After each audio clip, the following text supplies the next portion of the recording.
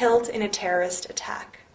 And so when people talk about this occupation as helping the Jewish people, they don't realize how many Israelis are actually against it and how important it is for the Jewish people as well as the Palestinian people to end this. Refuseniks often suffer from discrimination within their own communities. I've known refuseniks that have been ostracized by their communities, even disinherited by their families, refuseniks that have gone to jail for what they believe, and refuseniks are ineligible for a number of jobs in Israel. So there's a whole slew of institutions built up to prevent Israelis from speaking out against what their government is doing. And yet they continue. Here's a Palestinian farmer picking olives with an Israeli activist in the olive harvest. I'd like to bring us back to the main outline. We've talked about restricted movement, we've talked about settlements and outposts, and down at the bottom there we've talked about Israeli activism. And I'd like to begin now talking about the wall before getting into imprisonment and, of course, resistance. So, the wall. This is a picture of the wall that Israel's building. That's me and a friend standing in front of it. And this is what it looks like in urban areas. It's 25-foot concrete. And oftentimes in the newspapers you'll find it's not called a wall. Instead they call it a security fence. And a lot of people really believe that this is a security means. It's to prevent terrorism. And I've talked to people who say, well, look, it's very sad to have a wall and everything, but we've been fighting for so long, and all we want is peace. And maybe if we just stick up a wall between the two sides, they'll stop fighting each other. They'll stop killing each other. Well, this is an interesting question, right? Does separation, does segregation bring peace? Also interesting is that a lot of the people that support the wall, it turns out, if you ask them, may not have ever actually seen a map of where the wall is being built. And this is really critical to understanding the intention behind and what the effects are actually going to be of this wall. So, if you were going to build a wall between your house and your neighbor's house, where would you build it? Along the property line, right? Or maybe a little bit on your territory. Well, take a look at where Israel is building this wall. In this map, you can see the border around the West Bank, and then you can see those red lines that indicate where Israel is constructing this wall. As you can see, over 80% of it doesn't even touch the green line, that border of the West Bank, but actually snakes in effect annexing all of that land on the western side onto the Israeli side. In particular, take a look at the Jerusalem area, where most of the land is being taken. And remember, of course, that Jerusalem is a holy city not only for Jewish people, but also for Muslims and for Christians. 20% of the Palestinian population is Christian. And they, along with their Muslim counterparts, are being separated from the religious center of their land, as well as the economic center of their land and the geographic center of their land. The entire eastern third of the West Bank was going to be cut off with the wall, and now instead of building a wall, they've decided to line that eastern third with checkpoints so that Palestinians, for the most part, can't even access that part of the West Bank. So what's happened is that it's been chopped up. The West Bank has been chopped up into little sections. And here is a series of 4 maps that really show over time what has happened. And I think that they really tell the story well. The first map represents, with the green, the amount of land that was owned by Palestinians in 1946, and that's 92% of the land, whereas Jews owned 8% of the land.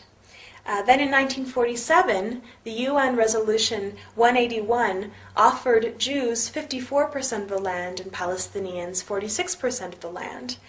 By the end of the 1948 war, when Israel was declared a state, the Jewish Zionist forces had actually acquired 78% of the land, leaving the Palestinians with 22% of the land in the West Bank and Gaza.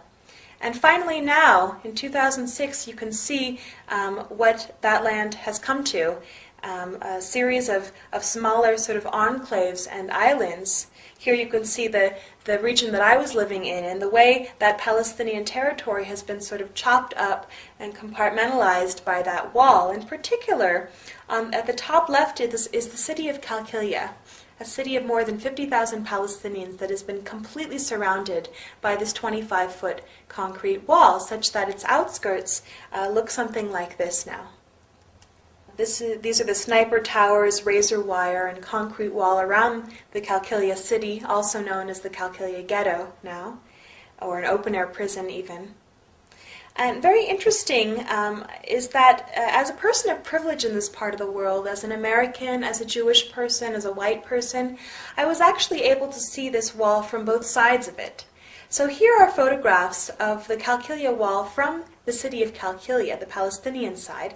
Meanwhile, the next photograph I'm going to show you is a picture of this exact same wall from the Israeli highway that passes by on the other side of it. And I think this is very interesting. They've sort of built up on a slant up to the wall where they plant flowers in the springtime, such that it doesn't even look like a wall. And as I said before, many Israelis are much better informed about the situation than American Jews or Americans in general in this country. And yet at some point, I actually think that most Israelis probably don't even know what the wall looks like. Where it's being built, what it's doing to Palestinian farmers and families. And this, to me, is almost a kind of censorship, preventing that message from getting across. And of course, censorship is something happening in our country as well. Here's a little anecdote. A friend of mine was flying back from Palestine to the United States, and she had a layover in Germany along the way where she picked up this issue of International Newsweek because it had a particularly sympathetic article about the plight of the Palestinians. You can see at the top there. And then she had another layover in Chicago on her flight home where she found this.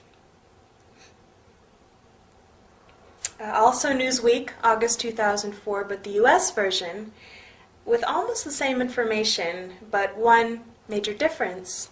That article about the plight of the Palestinians had been completely removed from the entire magazine and replaced by one about the Olympics. And, well, some people will tell you that's just because Americans don't care about the Middle East, but you know, look at the cover story. Of course Americans care about the Middle East. We read about what's happening in Iraq. We read about what's happened in Lebanon. This is a kind of censorship, and it's happening all over the place. We need to be aware of it. It's very dangerous, of course, because the very people who are paying for what's happening don't know what's happening. And so, you know, you don't have to take my word for it. I tell people, do your own research. You know, I didn't believe it when I first heard it. I did my own research, and that's what I recommend for other people to do.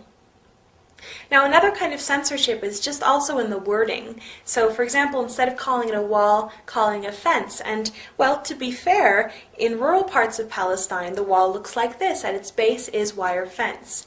But if you look a little bit closer, you'd find that this fence is not the kind of fence that you'd have like in your backyard kind of fence.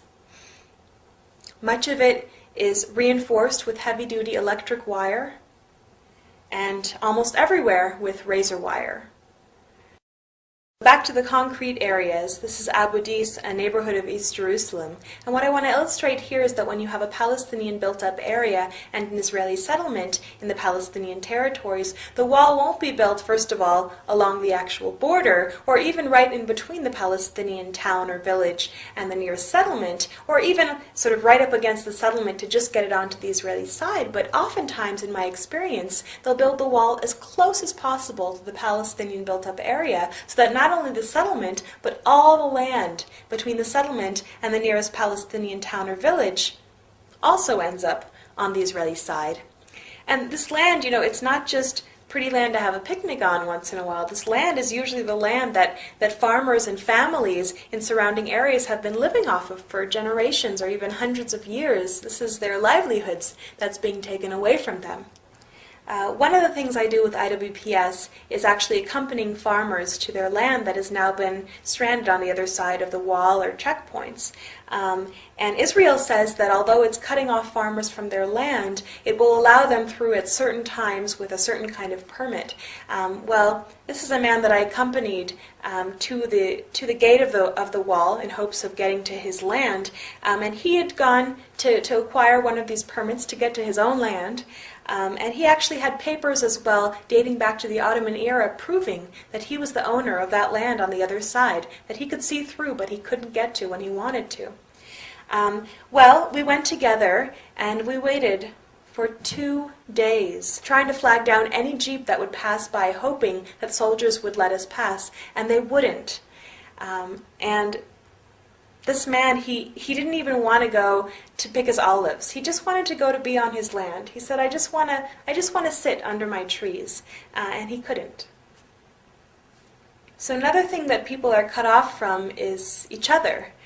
So sometimes if you have a house on the outskirts of a village, because they build the wall right up against the village, that house will end up on the wrong side of the wall. And that's exactly what happened to my friend Munira, who lives in this house. In front of it, you can see that 25-foot concrete wall separating Munira and her husband and their 6 children from their village, from their community. Behind the house is another wall separating the family from the nearest settlement. And on the right and left sides of the house are 2 more fences separating the family from their own land that has been annexed by Israel. So Munira and her family are basically living in a kind of cage. Here's the gate to the cage. You can see it's manned by soldiers, so people who want to visit Munira, whom you can see in the back with one of her kids, have to sort of hope that the soldiers are in a good mood and will let them through. Munira at this point hardly dares to leave her cage because she and her husband have been served something called demolition papers, which means that the Israeli army actually intends to demolish their home. And many people actually consider Munira sort of lucky because oftentimes if a house is in the way of an expanding settlement or road or the wall, they won't bother building a whole fence around it and getting a soldier to come man it, but they'll actually bulldoze that house. And so Munira is actually afraid to leave her house for fear that she could come back and it would be gone, not that they wouldn't bulldoze a house with people there, which they've done in the past as well. But anyway, here's a picture of the family. That's Munira on the left, her husband Hani on the right, and one of their 6 children. Well, Hani and his family actually originally came to Massa, the village where he lives with Munira, in 1948 as refugees of the 1948 war. The majority of the people living on the land that the UN designated for a Jewish state in 1947, the majority of the people living there were not Jewish. And Zionist forces actually expelled 750,000 Palestinians from their homes to surrounding areas in the West Bank and Gaza and in the diaspora. And Hani and his family, for example, were homeless for 10 years before they were able to finally save up enough money to buy themselves some land and build themselves a home. Hani says that he built this home with his own hands for his family. So just to keep things in perspective, what this demolition order, what this wall, what this occupation, what these things are doing are threatening to make Hani and families like his refugees for the 2nd time in recent history. Keep in mind that 60% of the Palestinians living in the West Bank and Gaza are already refugees, having lost almost everything already. So keep that in mind when you hear people say things like, Palestinians just aren't willing to compromise. And I don't know about you, but looking at this family and all the Palestinians I worked with during my time in Palestine, what I kept thinking was just, how long can people live like this? You know, how long can people endure this kind of a system before rising up, standing up for their rights, resisting? Well, of course, the answer is that Palestinians are and have been resisting for a very long time. We hear about one kind of resistance, violent resistance, suicide bombers that kill innocent Israelis. And people are always asking me, Anna, why are Palestinians always resisting with bombs?